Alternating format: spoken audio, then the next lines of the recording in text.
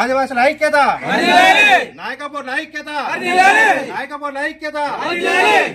ఈరోజు ప్రపంచ ఆదివాసీ దినోత్సవాన్ని జరుపుకుంటున్న ప్రతి ఒక్క నాయకపూడి బిడ్డకి ప్రపంచ ఆదివాసీ దినోత్సవ శుభాకాంక్షలు.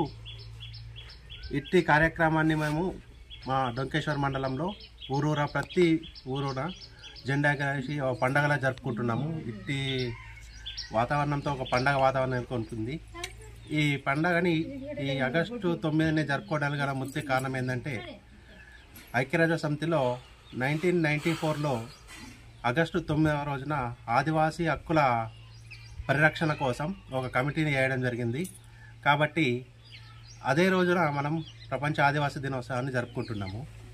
కావున ఇకనైనా మన అంతరించిపోతున్న మన జాతుల్ని కాపాడుకోవడానికి ప్రతి ఒక్క యువత నడుం బిగించి ప్రతి ఒక్క యువకుడు సైనికులాగా పనిచేసి మన జాతిని ముందుకు తీసుకెళ్ళాలి. అలాగే మన జాతిని ముందుకు తీసుకెళ్ళడంగా మనం కూడా ముందుకెళ్తాము. ప్రతి ఒక్క ఆదివాసీ బిడ్డ ఎదగాలని కోరుకుంటూ ప్రపంచ ఆదివాసీ దినోత్సవ శుభాకాంక్షలు.